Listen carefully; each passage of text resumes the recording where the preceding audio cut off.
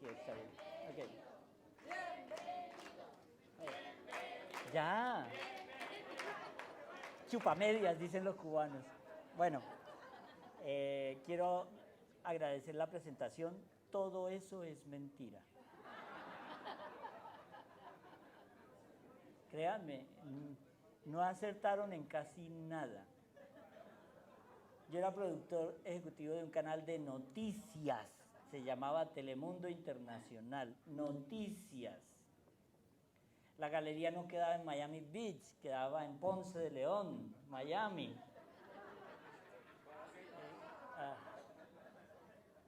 Y salía con niñas que tenían problemas de los ojos para que no vieran con quién estaban saliendo. Mis padres sí oraron mucho, siguen orando, gracias a Dios. Pero eso de que el bajo mundo, no, yo no estaba en el bajo mundo, estaba en el mundo cool. Bajo. Y eso de que antes estaba rodeado de mujeres bellas es un castigo divino. Sigo rodeado de mujeres bellas. Es un castigo divino. Porque, mire, bueno, el padre Marín lo subió al cielo, ahora yo lo voy a bajar. ¿Se acuerdan cuando San Pedro fueron al monte Tabor con Jesús, Juan y Santiago? Y entonces se les apareció Moisés y Elías. ¿Qué dijo Pedro? Señor, qué bien estamos aquí. Si quieres hacemos una choza para ti, otra para Moisés y otra para Elías. ¿Qué le dijo el Señor? No, papito, usted se baja otra vez a la tierra. Y eso es lo que yo voy a hacer ahora. Los voy a bajar a la tierra. Ya les mostraron ese pedacito de cielo. Pero es que allá no se llega siempre así. Cuando uno empieza en este caminar, yo quiero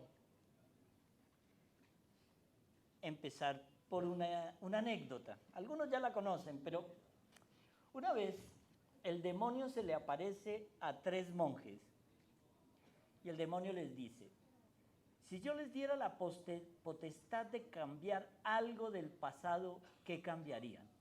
Háganse esta pregunta ustedes.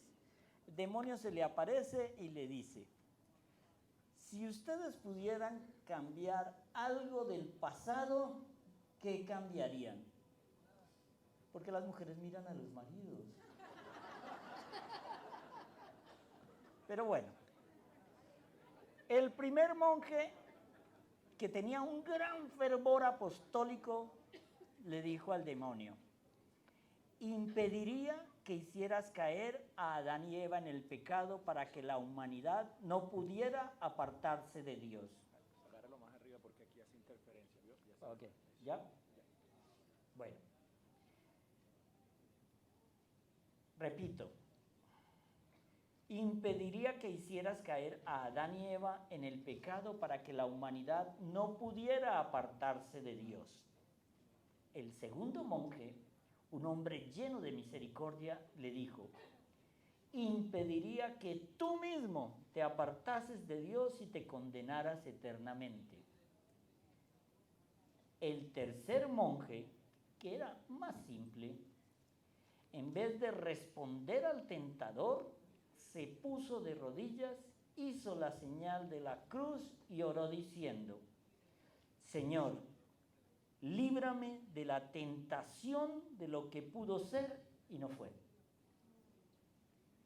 El diablo, dando un grito estentóreo y estremeciéndose de dolor, se esfumó. Los otros 2 sorprendidos le dijeron: hermano, ¿por qué has reaccionado así? Él les respondió: primero, nunca debemos dialogar con el demonio. Segundo, nadie en el mundo tiene poder para cambiar el pasado. Tercero, el interés de Satanás no era probar nuestra virtud, sino atraparnos en el pasado para que descuidemos el presente. El único tiempo en el que Dios nos da su gracia y podemos cooperar con ella para cumplir su voluntad, el presente. De todos los demonios, el que más atrapa a los hombres y les impide ser felices es el de lo que pudo ser y no fue. El pasado queda a la misericordia de Dios. El futuro queda a su providencia. Solo el presente está en nuestras manos. O sea, vive hoy. Alaba al Señor hoy. Ve a la misa hoy. Haz el rosario hoy. Y cuando me dijeron el tema, espérate que es que el tema de la conferencia de hoy se me olvida. ¿Cuál era? No. Que me hable solo Claudia, las otras se limitan a respirar. Eso, era largo, complicado. Herramientas para la conversión. Pero aquí hay unas herramientas. Primero tenemos que saber contra quién luchamos. Mire, estamos en una guerra espiritual entre el bien y el mal. Y el botín de esa guerra es tu alma. El día que entendamos eso, empezaremos de verdad una conversión. Es tu alma lo que el demonio quiere. Es tu alma lo que él persigue. Porque si tú te condenas, eso le va a doler a Dios. Porque somos la criatura favorita del Señor. Entonces, hay como una especie de mentiras del diablo que escuchamos a diario y que pueden hacer que tu alma se pierda. Una expresión, eso no es pecado, ¿cierto? Ay, no, es que mire, yo tengo relaciones sexuales con mi novia, pero eso no es pecado, porque la amo y nos vamos a casar. Siga creyendo. Jesús es relación, no religión. La religión no salva. Error. El Señor vino aquí a establecernos cómo debemos creer en Él. Nos lo revela a través de los mandamientos y Él nos lo revela a través de su salvación.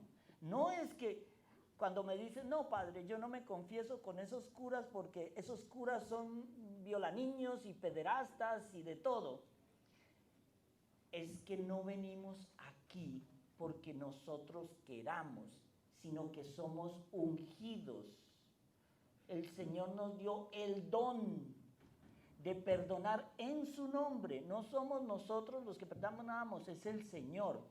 Y entonces cuando vemos que, ay no, es que yo todas las mañanas le hago una oración al Señor, pero yo no volví a misa porque esos curas son canzones.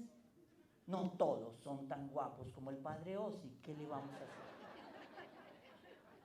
Y entonces tenemos que ver una cosa. Si yo quiero tener un cuerpo fit, ¿qué hago? Me voy al gimnasio 1 hora diaria, ¿cierto? La iglesia es el gimnasio del alma. No hay iglesia, no hay músculo espiritual. El músculo espiritual es necesario y eso se alimenta en la Eucaristía. ¿Ustedes han visto una película? Todos van a decir sí, que se llama El Gran Milagro. Sí, lo dicho, el grupito es malo, pero parejo. Pero es que eso está a través de lo que el Señor nos regala a nosotros. Cuando me dicen, empiezo a preguntar a estos santos sacerdotes, ¿cuánto tienes tú? 42 años. ¿Cuánto tienes tú? 35 años. ¿Cuánto? Todos tienen así. Yo 5 años y 5 meses. El día de mi ordenación, el padre José Luis Menéndez de Corpus Christi en Miami, el día de mi primer misa, me presenta así: les presento el nuevo sacerdote. Bueno, es viejo, pero es nuevo sacerdote. Él le dio la carne al mundo, ahora el Señor le va a tirar los huesos. Esa fue la presentación. Pero aquí el demonio nos engaña con otra cosita. No hay verdades absolutas. Error.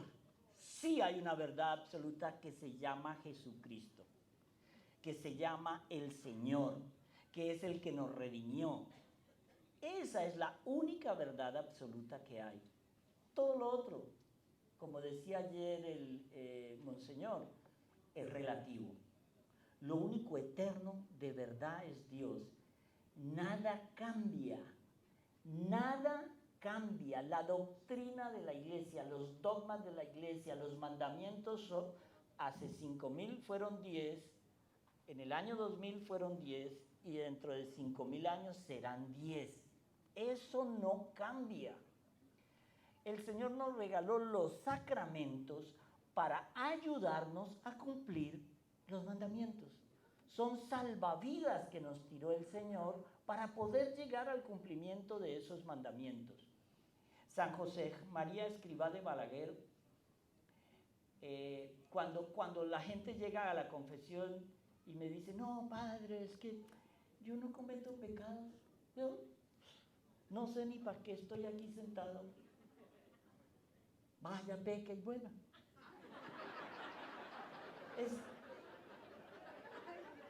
Es entender que lo que el Señor nos está diciendo es que, mire, San José María Escrivá de Balaguer, cuando ustedes ponen en Google o en cualquier buscador, ¿cómo hacer una buena confesión?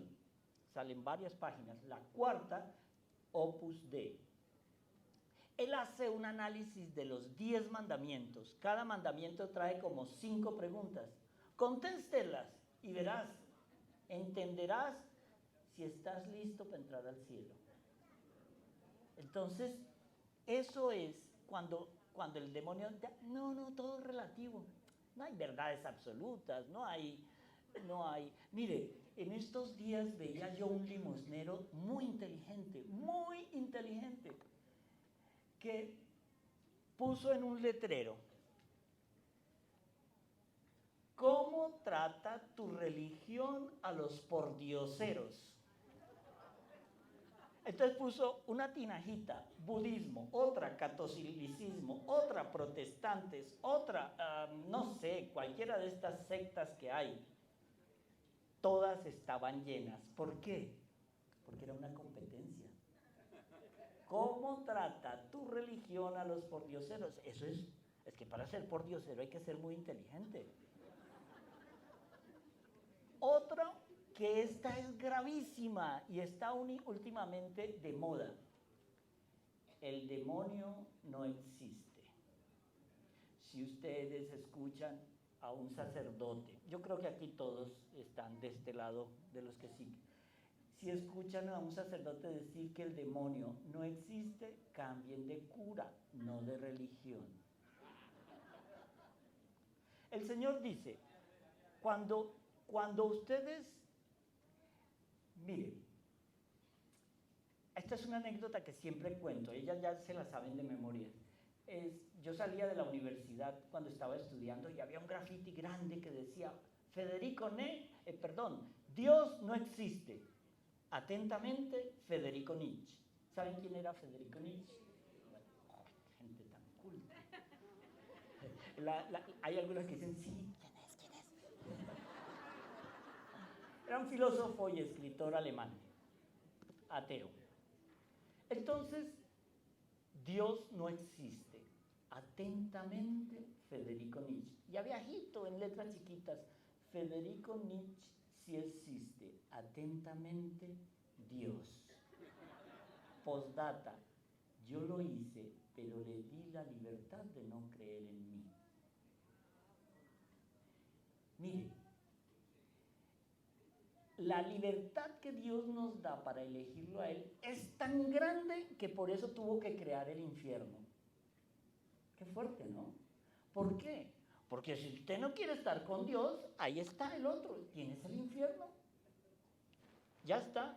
Pero así como en la vida física existe un estado líquido, otro sólido y otro gaseoso, y la ley física nos dice que todo espacio tiende a ser llenado por un cuerpo físico, por un cuerpo sólido, líquido o gaseoso. En la vida espiritual no hay sino dos, o el bien o el mal. Si usted no le ora a Dios, su silencio le ora al demonio. Pero no hay vacío espiritual. La única manera de entender esto es: deje de orar y aténgase a las consecuencias. Pero es que la oración es fundamental, fundamental, fundamental. Si usted no ora, empaque y vámonos. Ya está.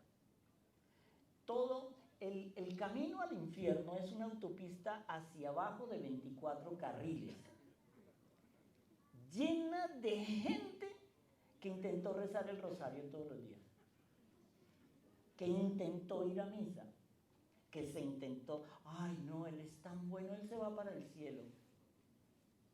Nadie es bueno, solo Dios. ¿Se acuerdan la anécdota del chico rico con el Señor? Que no me acuerdo, aquí los expertos deben saber el capítulo.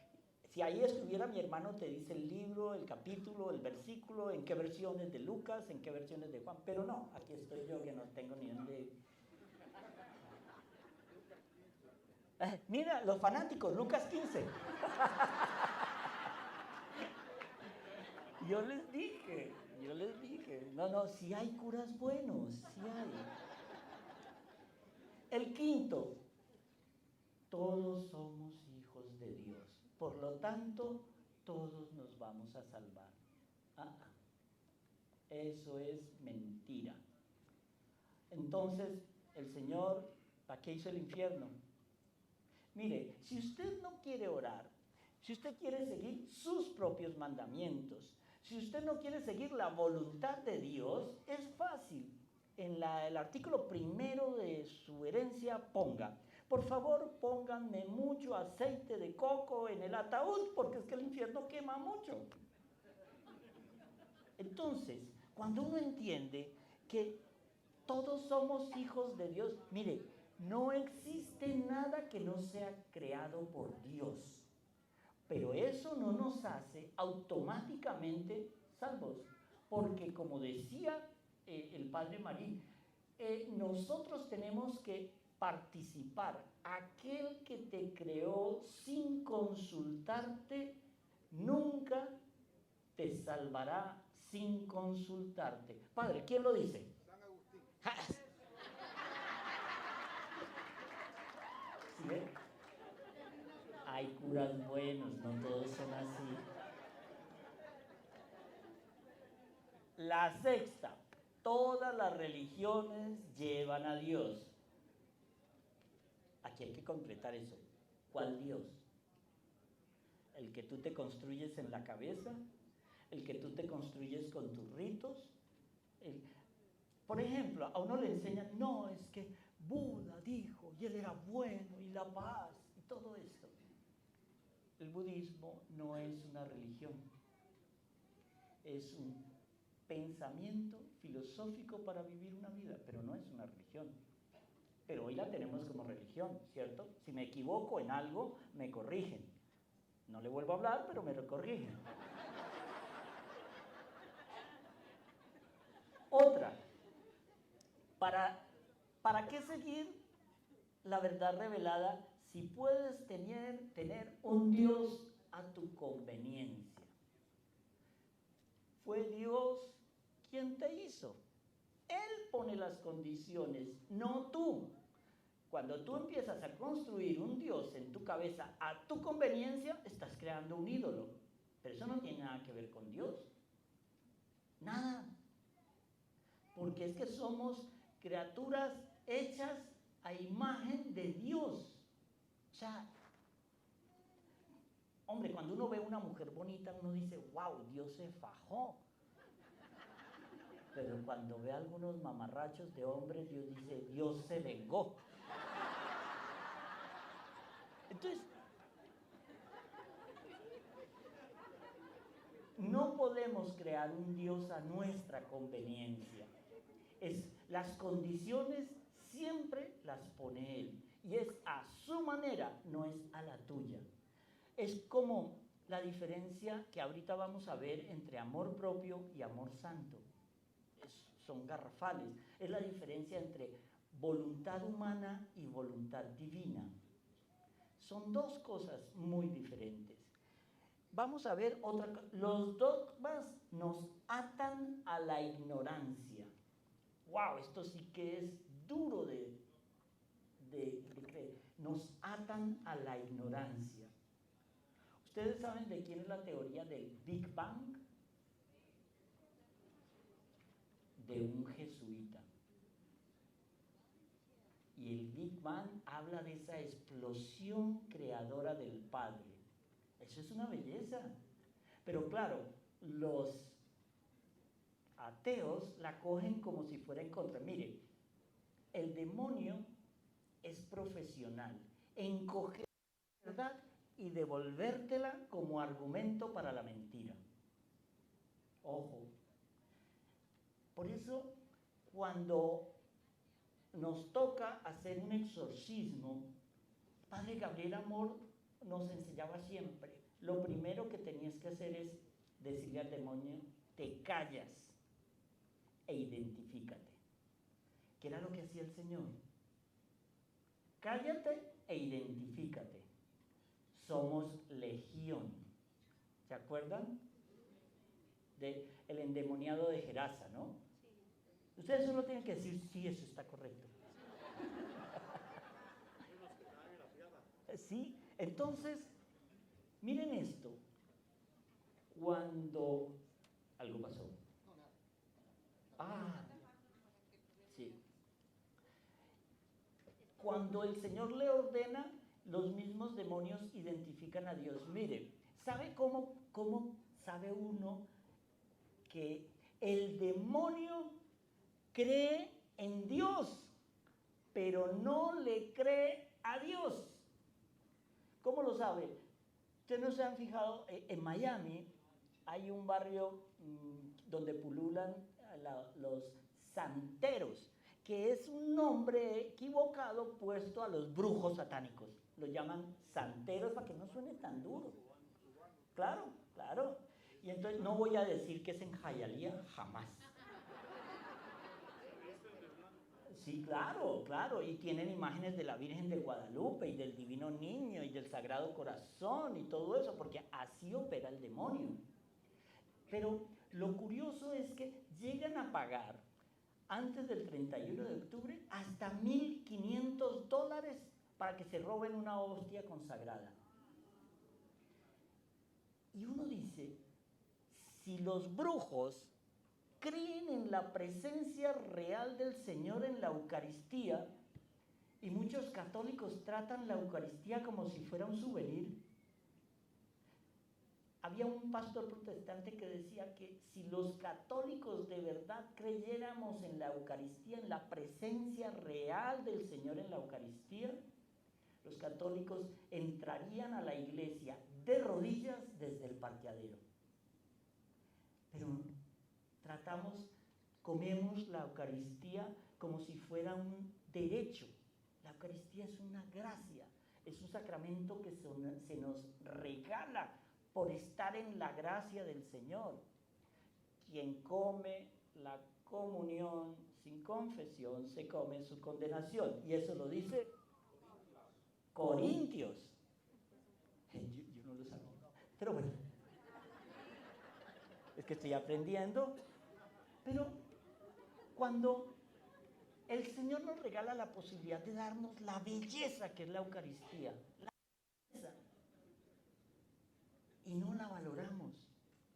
Mire, ustedes han oído ahorita de la Virgen de Medjugorje, los secretos de Fátima, Garabandal, Akita, todo esto. Y siempre son mensajes apocalípticos y apocalípticos y apocalípticos. Y siempre me dicen, padre, es que usted es muy apocalíptico. Y yo les digo, no, no, no, yo jamás. Bueno, sí. Y es que, mire, lo que estamos viviendo ahora es increíble. Déjenme, les voy a leer algo si lo encuentro antes de las 10 de la noche. Un segundo, no me presionen.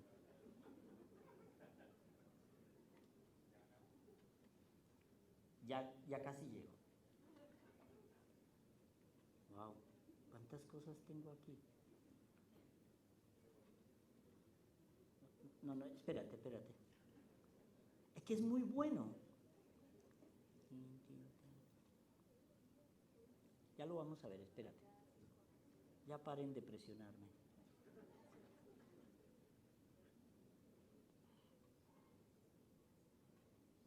Bueno, no lo encontré. No estoy preocupado.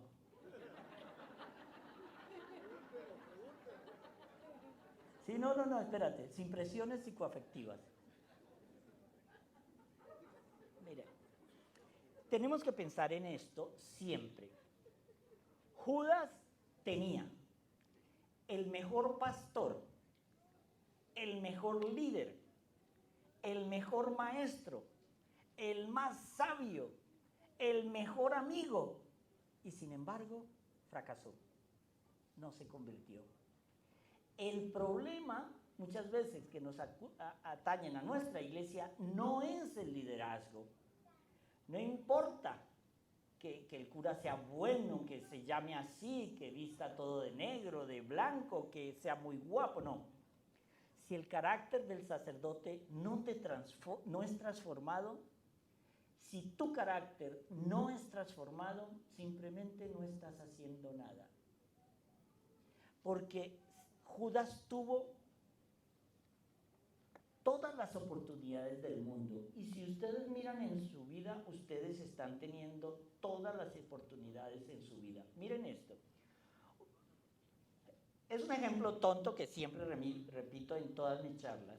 Levanten la mano los que son católicos aquí. ¡Wow! Casi todos. Levanten la mano los que se quieren ir al cielo. Levanten la mano los que se quieren ir hoy. ¡Ah, cobardes!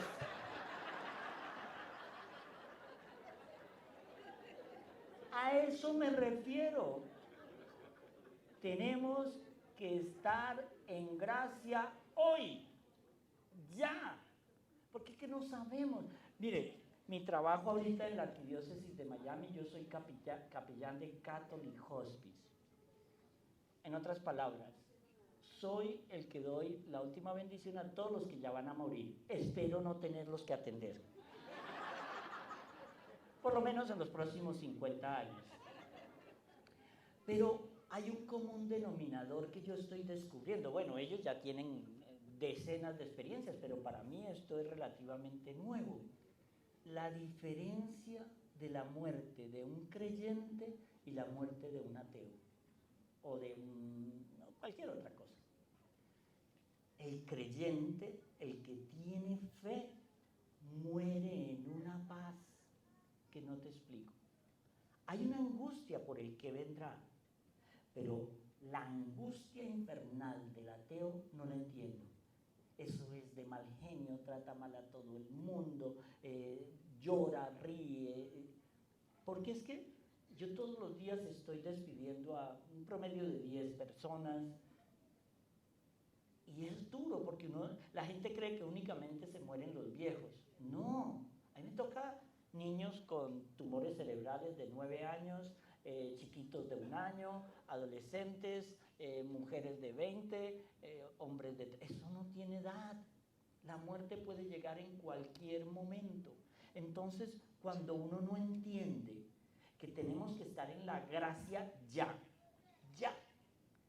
esa es entender que la principal herramienta para la gracia es la oración. Y después de la oración, el Señor te va regalando regalando dones de darte cuenta dónde está tu pecado, dónde está tu falla, dónde... Mire, hagan un ejercicio, los mismos pecados que han cometido de 15 años, de 16 años, los vienen cumpliendo a los 70, 80 años.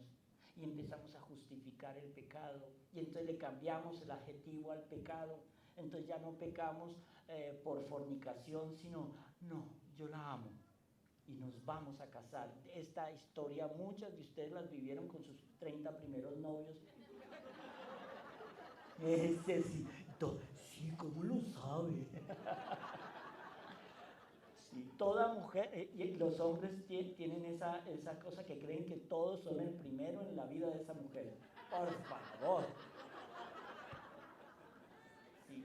Ahora hay una ley natural, que todo hombre quiere ser el primero en la vida de esa mujer, y esa mujer quiere que ese hombre sea el último idiota que se va a casar con ella. Entonces, tenemos que tener en cuenta eso.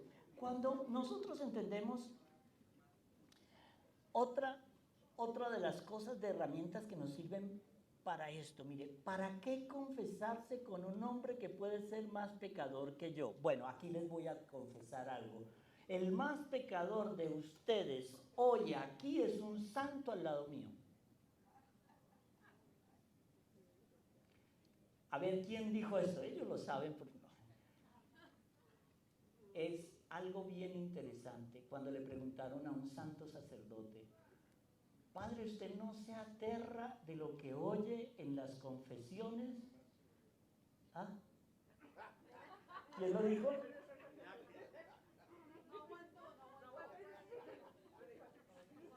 No, San Ignacio. Y él dijo, no, porque yo soy capaz de hacer cosas peores. ¡Wow! Pinches curas. Entonces, me dijeron alguna vez que eso es una palabra que no se debe decir en México, ¿cierto? Ay, pero suena tan rico.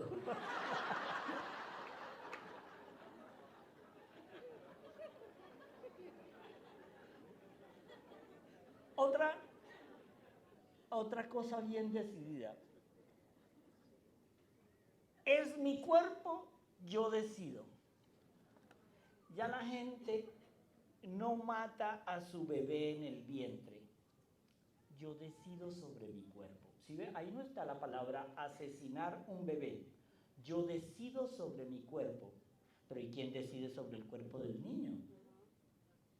Entonces, cuando yo le voy cambiando los adjetivos al pecado y los verbos, estoy cambiando el sentido, relativizo el pecado, entonces nada es pecado. Nada es pecado. Entonces, aquí tenemos, y eso se puede aplicar a todo. ¿Para qué bautizar a un bebé? Espera hasta que crezca y pregúntale si quiere ser cristiano.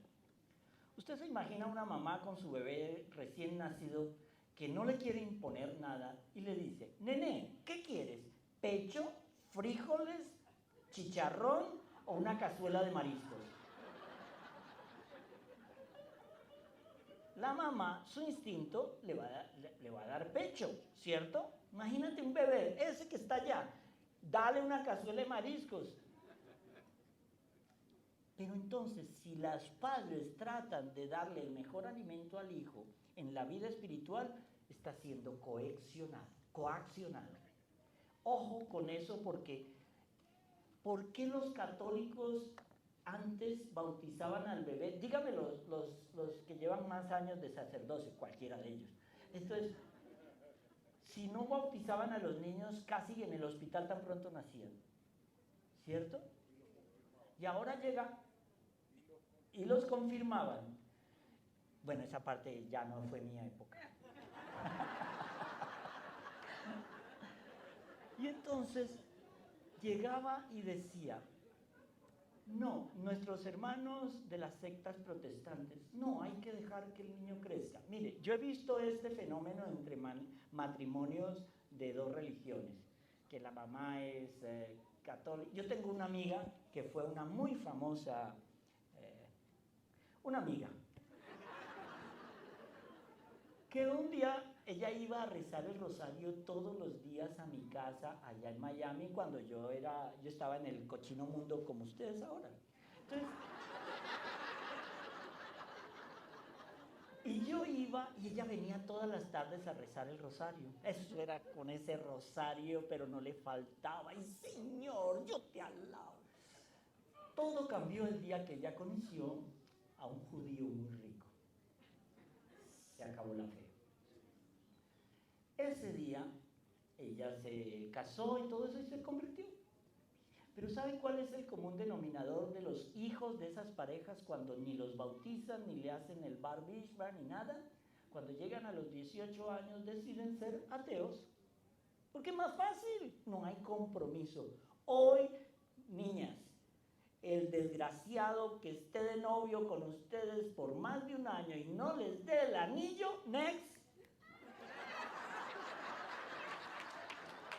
Porque no quieren compromiso. No, nadie quiere el compromiso. Pero ustedes son, discúlpenme, no, yo no soy sexista ni nada, pero ustedes son tontas. ¿Por qué? Porque tienen el control del hombre en su cuerpo. Niéguelo y ustedes llevarán a ese tipo de aquí al altar. Déselo y verá que él coge la llave y la bota usted y la deja con la puerta abierta. Entonces, ojo con el compromiso. Esos noviazgos de ¿cuánto llevan? 6 años. ¿Eres tonta o estás en el curso? ¿Por qué? Porque no hay compromiso. ¿Para qué me voy a casar si ya tengo el tesorito? Y cuando el tesorito se pone a poner, le sale la primer cana y ya empezamos a operar la ley de la gravedad. ¿Qué hace el desgraciadito este? Next, otra de 20. ¿Sí ves? Y a veces ocurre al revés. Entonces, hay otra parte que el demonio nos quiere vender. Dios está muerto. ¿Cómo puede haber un Dios que permita que estos niños inocentes de África mueran de hambre? ¡Oh, qué Dios más cruel! Si Dios existe, es cruel. De otra manera, Dios ha muerto. La Madre Teresa de Calcuta decía algo bien interesante. Cuando le preguntaban a ella si le salían con este argumento, ¿Dios qué está haciendo por esos niños? Sí, Él ha hecho mucho, te hizo a ti para que tú operes eso. ¿Tú qué estás haciendo por esos niños? Pero no nos tenemos que ir a África. Toda familia tiene un primo, un vecino, un cuñado, una hermana, un tío que es el tarado de la casa.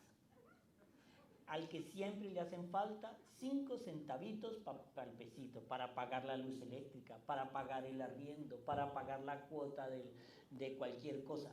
Siempre le hace falta. Toda familia lo tiene y ahí es cuando usted debe aparecer sin que se lo pidan. Si en su familia usted no tiene a esa persona, es que el tarado es usted.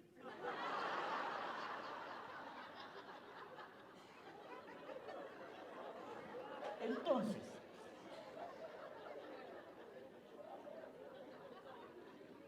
el infierno es un invento medieval.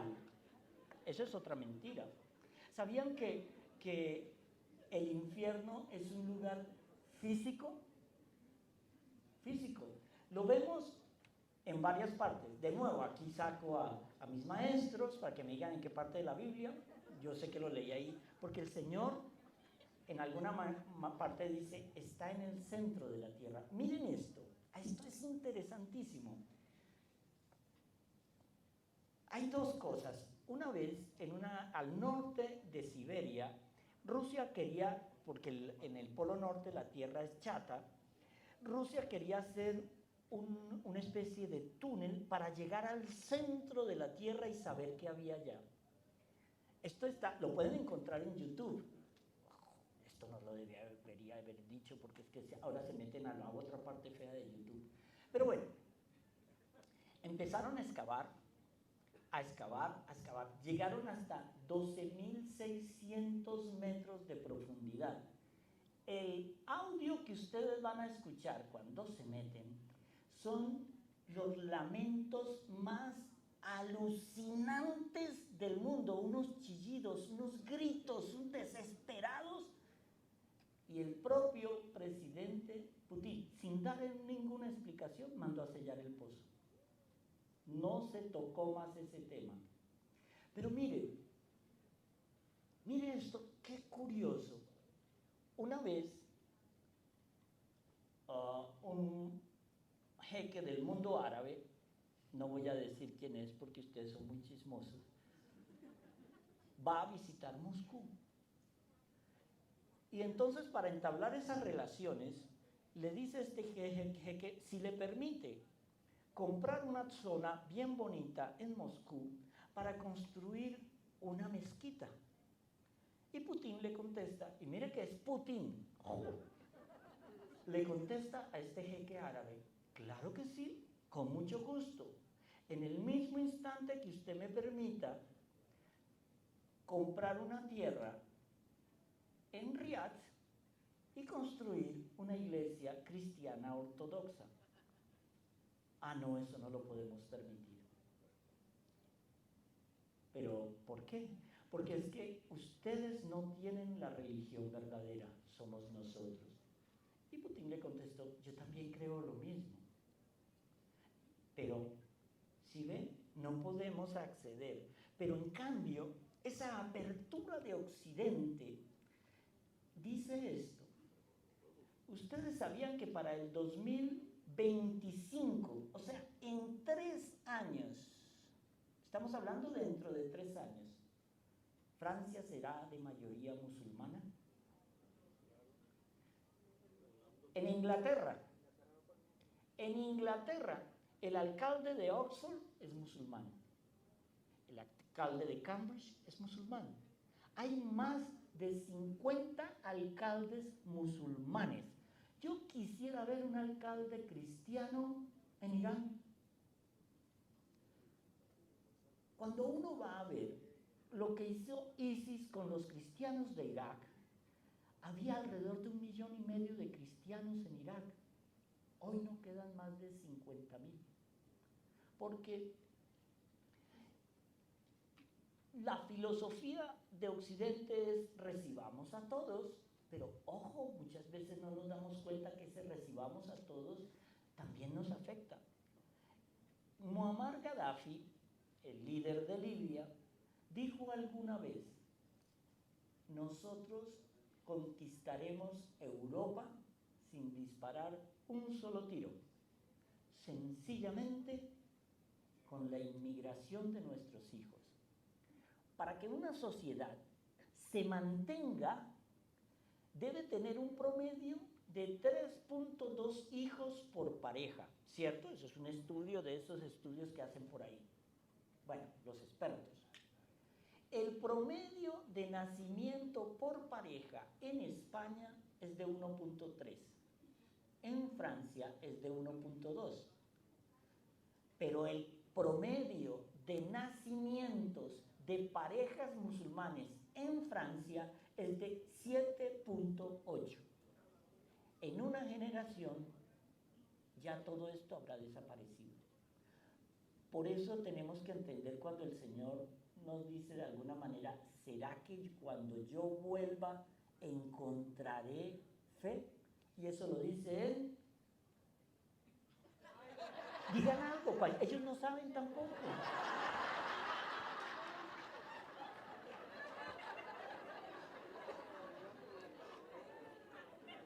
¿Cómo? Mateo. ¿Sí? Reto a que uno de ustedes se lo discuta. Entonces, ¿por qué? Porque las parejas de Occidente, cuando digo Occidente me refiero al mundo cristiano de Europa y de Estados Unidos y Latinoamérica, prefieren tener un gato, un perro, un mono, un loro, lo que sea. ¿Por qué? Porque en el fondo no hay compromiso. Y volvemos al compromiso. Los mandamientos son un compromiso. Me comprometo a cumplirlos. Pero eso se refleja en la vida, en lo que nos va pasando. Ustedes me dicen el tiempo porque la batería de mi reloj se acabó. Tranquilo, puede ser toda la noche. Bueno, gracias por su capacidad de sufrimiento. Pero bueno. La otra mentira que nos dicen, el purgatorio es una mentira de la iglesia para sacarnos dinero. ¡Wow! Padre, dentro del catolicismo, solo los del camino neocatecumenal tienen 7, 8, 9, 10 y adoptan 4. Ah, no, pero eso es... La excepción no hace la regla. Sí, no, y por ejemplo, mire, gracias por ese aporte. Yo acabo de llegar de España. Ah, no repito, nena. Que aquí nuestro hermano dice que en las familias neocatecumenales son de a 4 y adoptan y todo eso, ¿no? Sí, son muchos, pero no es un grupito. Estamos hablando de la Europa. Pero miren esto. ¿Qué era lo que iba a decir? Ah, España. Yo acabo de hacer un periplo por los santuarios marianos, pero después yo dije, no, tengo que relajarme y me fui a Ibiza, un sitio santo. Llegué a una misa de domingo. Allá solo en la catedral tienen misa los jueves a las 7:30 de la noche y los domingos hay una misa en español a las 12 del día. Eso es todo. Yo dije, wow, voy a encontrar a media isla metida aquí. Les aseguro, no habían 20 personas. En la medida que nos vamos apartando del Señor, es que va entrando muchas veces ciertas cosas. Mire, en Francia, mire esto, ¿aquí hay algún francés? Uy, estamos rodeados de subdesarrollo. Pero mire esto, Francia. Cada mes cierran una iglesia católica. Y ahí abren una discoteca, un bar o una mezquita. Pero eso es mensual.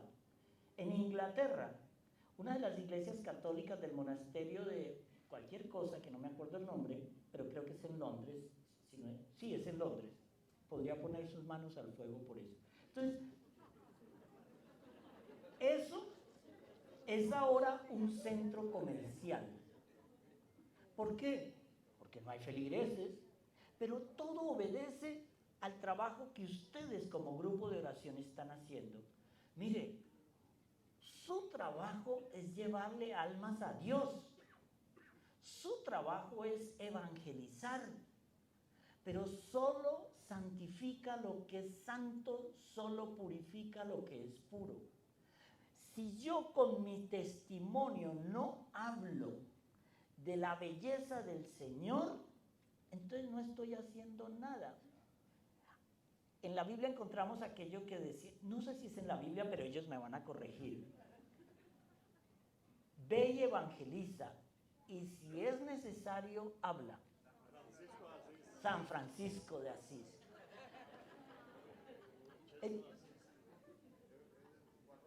Sí, no, es bueno a pesar de todo. Entonces, cuando uno entiende lo que el Señor nos está preparando, entendemos una cosa. ¿Sabe qué? Se salva más fácil un niño que murió en África sin haber oído nunca de Dios que alguno de ustedes. Porque a ustedes se les dio mucho, a ustedes se les va a exigir mucho. Sí, Mateo. No, es que me los llevó para Miami. Pero lo voy a poner con un micrófono secreto y para que digan, ¿cómo sabe ese cura? Pero al que mucho se le dio, mire, muchas veces la gente me dice, padre, pero si una persona es buena y nació en el confucianismo, ¿qué es el confucianismo? La religión de la confusión. Si le preguntaron a una reina de belleza que quién era Confucio, el que se inventó la confusión. Pero cuando uno entiende que lo que el Señor nos está regalando, que en todas esas religiones es más fácil que se salve ellos que uno de nosotros. ¿Por qué? Porque es que nosotros nacimos en cuna de oro. Nacimos católicos, apostólicos y romanos, la única religión que Jesús fundó.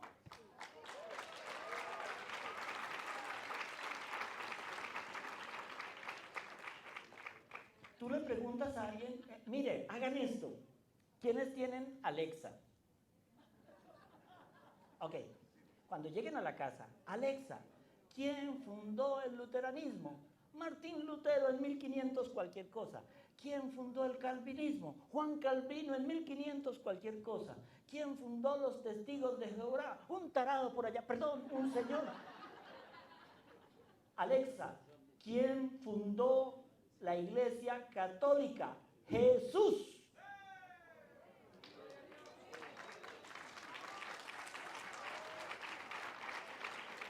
Ahora entienden lo que es nacer en cuna de oro. Yo siempre estoy mirando para allá, ¿no? Ahora miro para acá. Sí, sí, sí. Que dicen que la iglesia es de derechas. Oh. Sí, sí, yo siempre digo, el Señor dice, pondrá a sus corderos a su derecha y a los cabritos a su izquierda. Pero qué tal que el Señor lo hable en sentido contrario, si Él está medio vuelta. Entonces, en ese sentido, nosotros tenemos que entender que el Señor nos está regalando la posibilidad de un cielo. Mire, alguien explicaba, esto es lindísimo. ¿Por qué los santos hacen milagros? No, déjenme empezar algo así. ¿La Iglesia Católica adora a la Virgen? No. Ok, pero la gente de las otras sectas dicen que nosotros adoramos a la Virgen. Nosotros veneramos a la Virgen, pedimos su intercesión porque tiene poder. Los católicos adoran imágenes. Quiero ese no, pero que lo oigan hasta la Westminster. Okay. No tenemos el becerro de oro. No. Lo que nos... Entonces, entonces ¿para qué tienen esa imagen del Sagrado Corazón? ¿Tú tienes hijos? Sí. Te apuesto que tienen la foto de tus hijos en el celular. ¿Pero para qué? Si tú quieres es a tus hijos. ¿Sí? ¿Pero para qué la foto? Porque te recuerda a quién amas. Te recuerda a quién pertenece tu amor. Por eso tenemos a la Virgen, al Sagrado Corazón. Pero eso nuestros hermanos separados de las otras sectas no lo entienden y nos lo echan en la cara. ¿Se acuerda? El demonio da la vuelta y nos tira en la cara lo que es la verdad.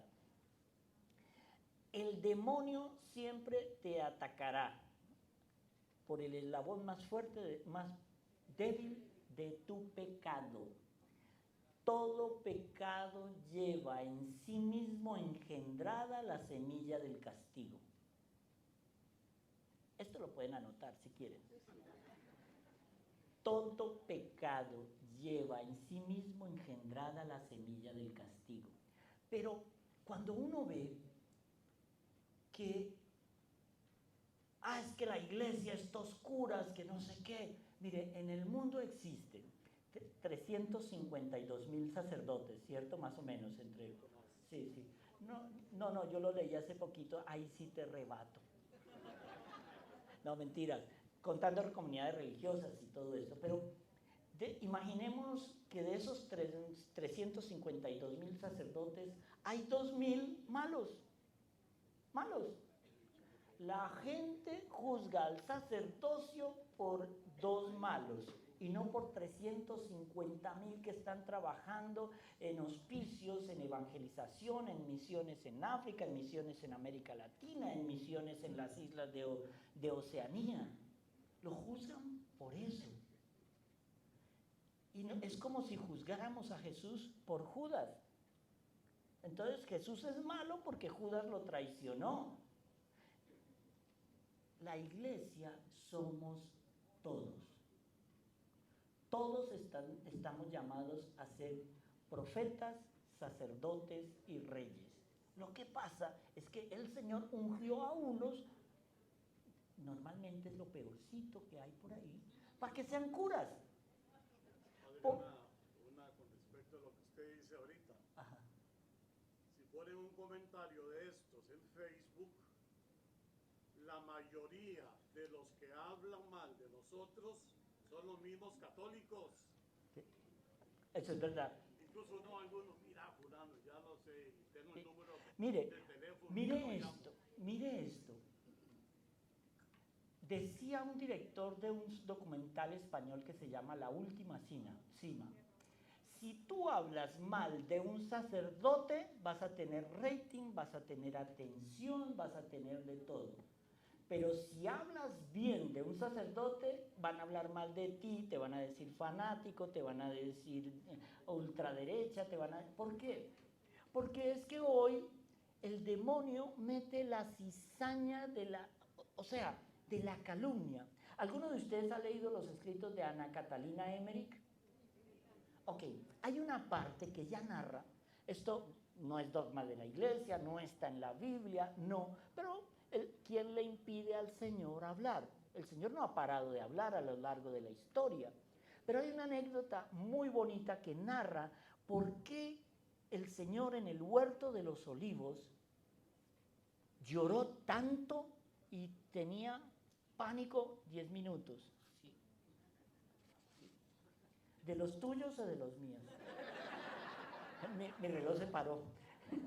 Pero bueno, porque Él no solamente vio nuestro pecado, que es mucho, sino que el demonio empezó a tratar de aniquilarlo. Cuenta Ana Catalina Emmerich que la Magdalena tenía dinero y vendió sus posesiones y se los dio al Señor. Y en esa anécdota, vamos a tratar de que sea una anécdota, esto si lo quieren creer o no, eso es cuestión de ustedes, pero Ana Catalina Emmerich fue tan fundamental que ella, habiendo vivido en el siglo XVII, sin nunca haber salido de Alemania, hizo un mapa y dijo dónde estaba la casa de la Virgen en Éfeso. Y mandaron muchos años después, a unos excavadores y encontraron todo tal cual Ana Catalina Emmerich lo había dicho. Hay una anécdota muy bonita que nos tocó cuando yo, de nuevo, estaba en el cochino mundo. ¿Dónde ustedes están ahora? Me tocó, estábamos lanzando la película, eso fue en el año a comienzos de la década del 2000, estaban lanzando la película La Pasión, que dirigió Mel Gibson. Y entonces en la entrevista decía algo bien interesante. Él tiene una casa muy bonita allá en Hollywood. Y la biblioteca era como decir todo ese muro. Y él duró 20 años recogiendo y recogiendo información para grabar la pasión de nuestro Señor Jesucristo. Y tenía una mesa una silla de esas que se echan para atrás, que son muy cómodas, no sé qué, ahí fue la entrevista. Pero la diferencia era como la silla está aquí y la biblioteca está en esa pared de allá. Y entonces él cuenta la anécdota que él hizo la pasión porque un día se sentó y había leído muchas cosas y nada le encendía nada, y aunque había tenido todas las colecciones de la pasión de los historiadores, de las revelaciones, de los místicos, nunca le dio nada. Y esa noche él cogió, se sirvió un whisky,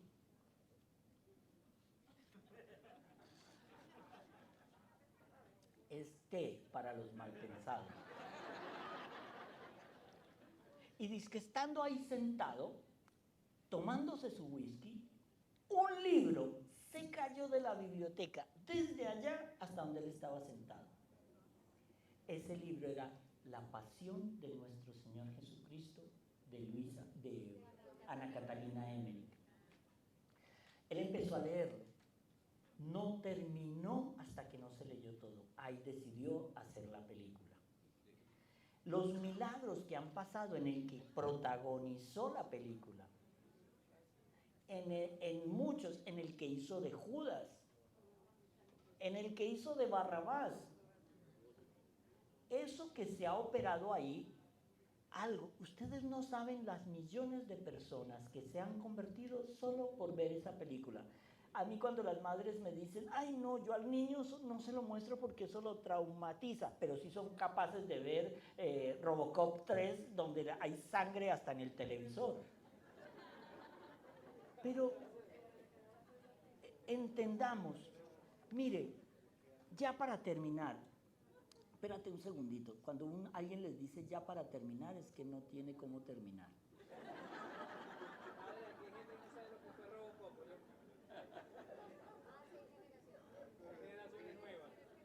Espérate un segundo, espérate. Sigan hablando, sigan hablando.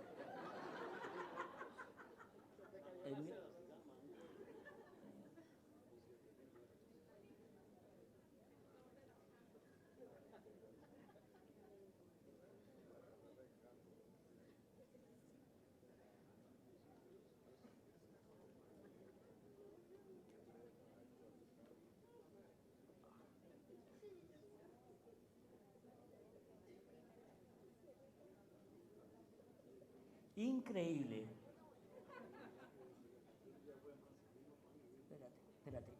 No quiero que se me desconcentren, pero quiero...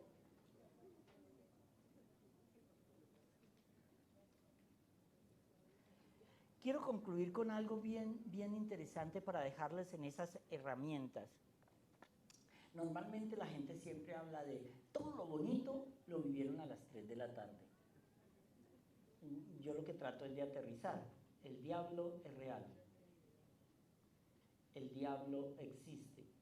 Y así como, y esto lo explicaba el santo cura de Ars, como hay aquí, ¿ustedes quieren saber dónde está su ángel de la guarda?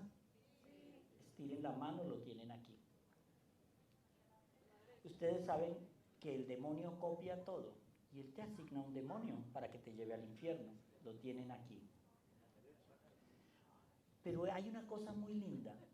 ¿Cómo sabía el padre San Pío de Pietrelcina cuando un niño iba a ser cura? Porque el ángel de la guarda de un futuro cura o de un cura camina detrás por respeto al Señor. Eso era lo que veía el padre Pío. Pero cuando entendemos que esta guerra es universal, que la mayor tentación la vamos a recibir en el instante de la muerte. Mire el común denominador y ustedes me pueden contradecir. Cuidadito, es un decir, no lo hagan. Todos, en una gran mayoría, y esto lo deben ustedes haber vivido con los abuelos, los padres, cuando van a morir, empiezan a ver seres queridos que ya han muerto. Y es cuando dicen, ay, ya está disvariando. Ojo. No. Es algo que ha sido un común denominador en las muertes que me ha tocado vivir. Mire, yo me acuerdo cuando me mandaron a estudiar en la Universidad de Columbia en Nueva York un curso para aprender y poderle enseñar a la gente cómo morir, como si yo tuviera mucha experiencia. Entonces, en ese curso,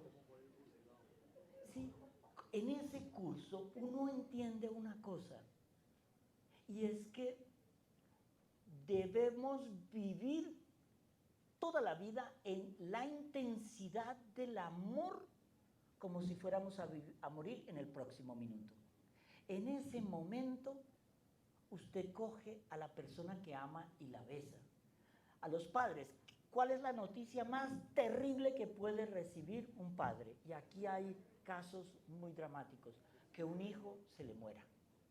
Esa es la llamada que un padre nunca quiere recibir, nunca. Es lo más, desde ese día hasta le cogen pánico a una llamada después de las 10 de la noche. ¿Pero por qué?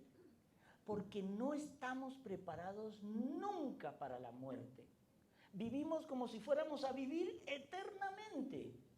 Pero hubo un señor judío que muriendo, muy rico, me dijo, padre, ¿usted sabe cuánto vale un Ferrari una semana antes de morir? Nada. Es entender que si no nos damos cuenta de la dimensión del regalo que el Señor nos da cada día en la Eucaristía para que oremos, no vamos a entender jamás que sin oración no hay relación con Dios. Y yo les voy a dar los tips para que nos quedemos con eso. Usted quiere una relación verdadera con el Señor, ore. Ore y ore. Porque entre más ore, el Señor te llena más de gracias. Si usted no hace ni siquiera la misa dominical, faltar a la misa dominical una vez te impide comulgar la siguiente vez, porque rompes el mandamiento de santificar la fiesta del Señor. Eso te da disciplina. Quien no se puede mandar a sí mismo en su disciplina, el resto de su vida le tiene que obedecer a alguien. Porque si usted no es capaz de levantarse a las 7 de la mañana a hacer ejercicio, le pasa esto.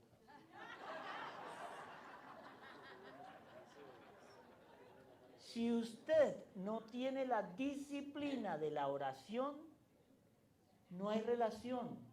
Mire, la oración ante el Santísimo es lo más poderoso que hay. Mis padres oraron durante años para que yo saliera de esa vida de éxito que llevaba y me apartara de eso. ¿Qué padre no desea que su hijo tenga un Maserati y un Jaguar y otros carritos y un penthouse en Brickell y un apartamento en Mónaco? ¿Qué padre puede negar eso?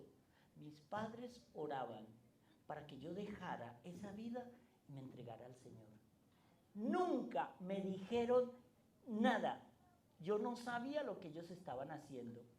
Y cuando a mí me pasa lo que me pasa, porque es que prácticamente fue como una llamada, mire, tarado, deje todo lo que está haciendo. Y yo quiero que sea cura, malo, pero cura.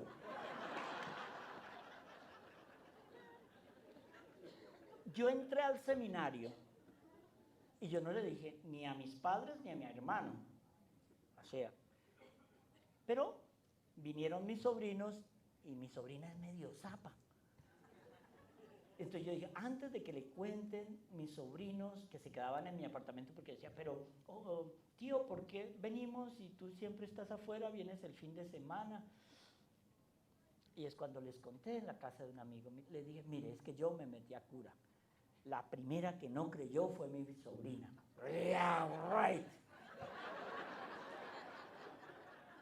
Cuando yo llamé a mi papá a contarle eso, antes de todo, mi papá estaba acostado. Mi papá hoy tiene 89 años, en ese momento tenía 75, un niño. 78, 75 años. Me dice mi mamá que cuando yo le dije, papá, es que yo entré al seminario, mi papá brincó, se paró y se arrodilló. Gracias, Señor. La oración ante el Santísimo tiene un poder que ustedes no se imaginan. Miren, cuando yo fui ordenado, yo ya conocía a una amiga mía que era una presentadora de televisión. No voy a decir que fue Paola Varela.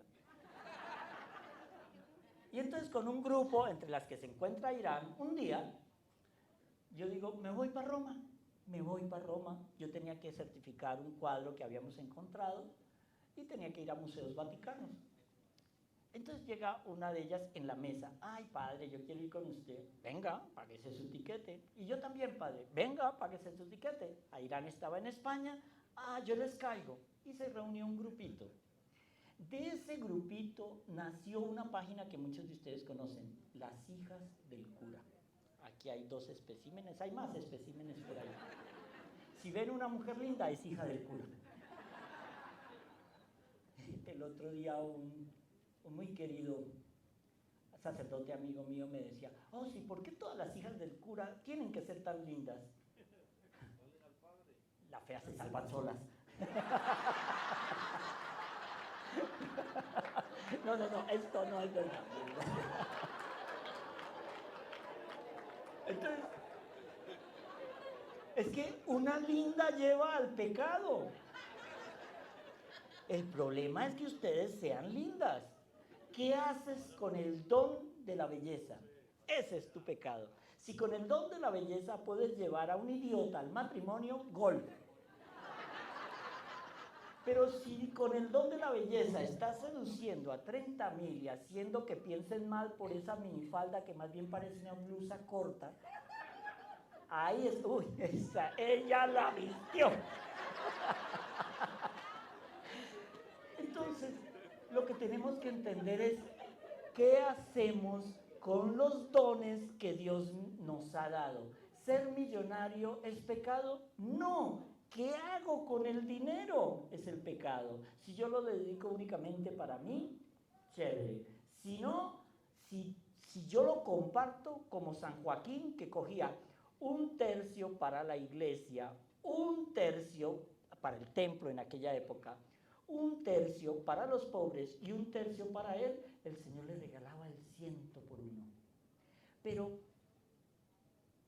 misa, si pueden hacer misa diaria, mejor. Mire, estos curas ya están viejitos. ¿Cuántos años tiene usted, padre? 42 años de ordenado. No, de edad. Sí. No mienta. 67 años. Ok. Un obispo en España nos contaba que en 25 años que él fue obispo, ordenó a un sacerdote en toda su diócesis. En 11 años, el obispo del sur de Francia, 11 años, creo que ordenó 5, 7, una cosa así. La Iglesia Católica nos está acabando. Nunca ha sido más grande que ahora.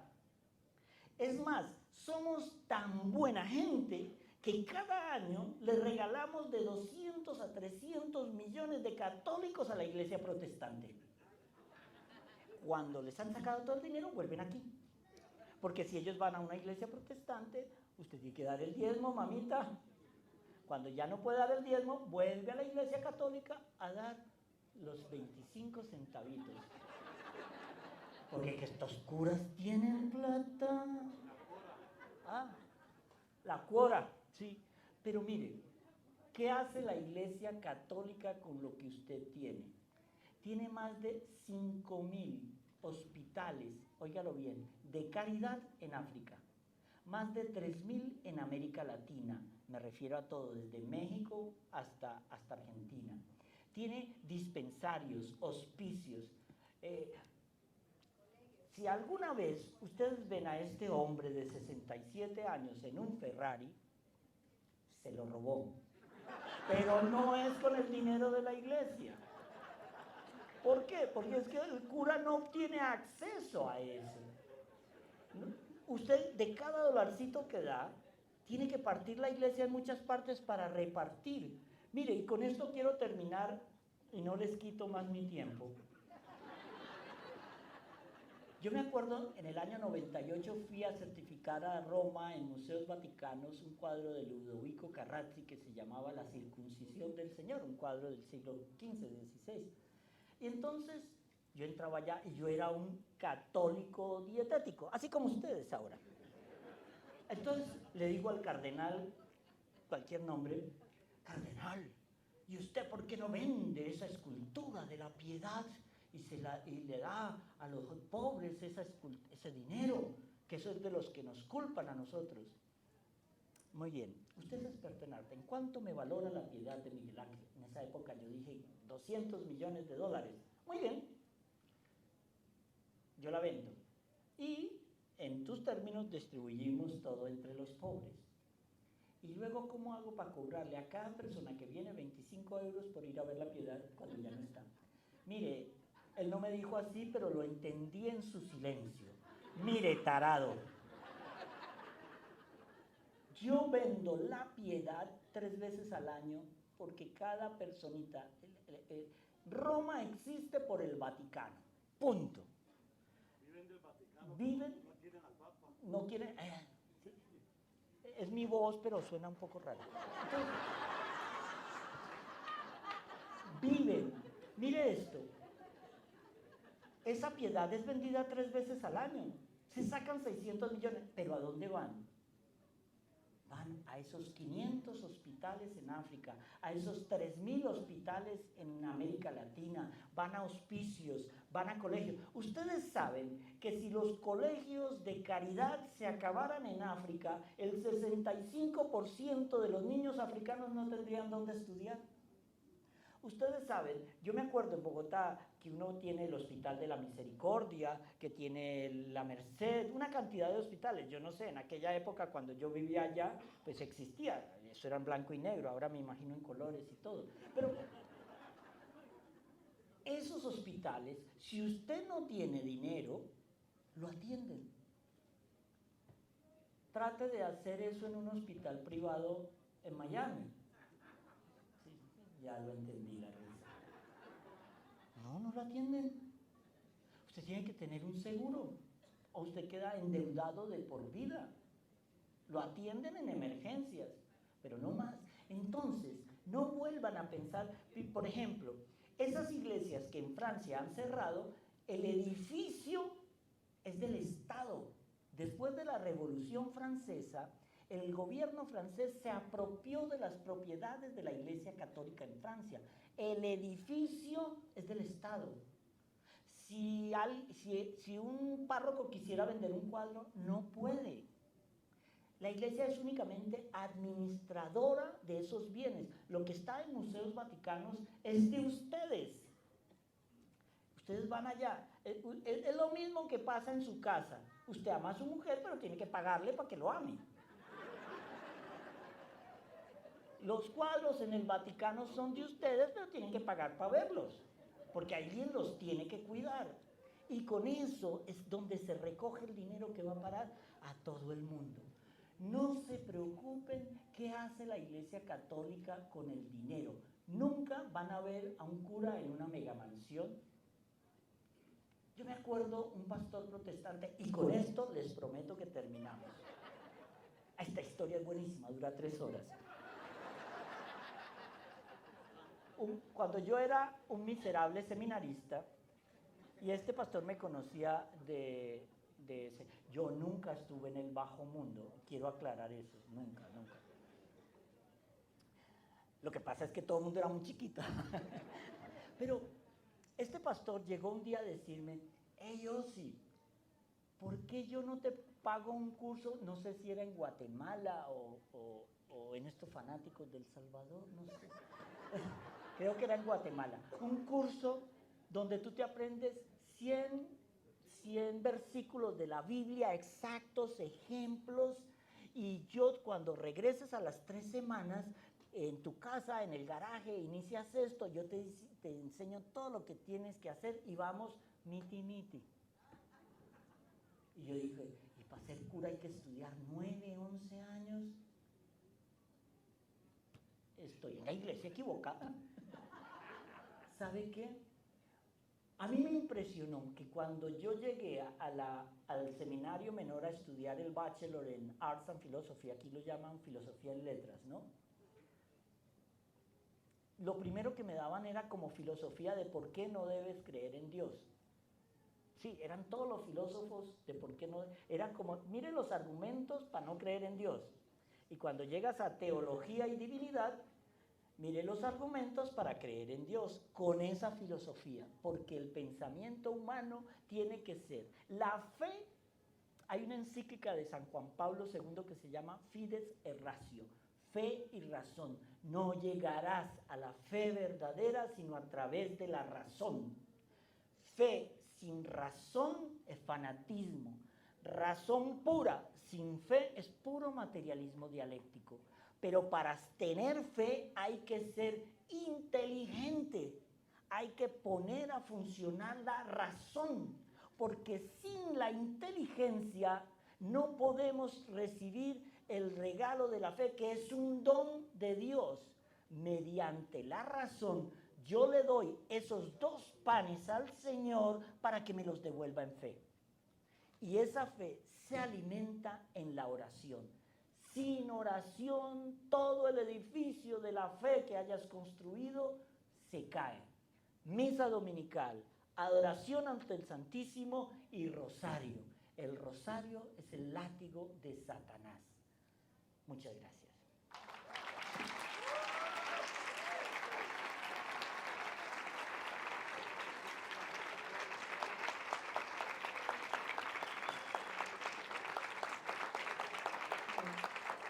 Un aplauso para el Señor que le regaló todo ese don a Pablo y para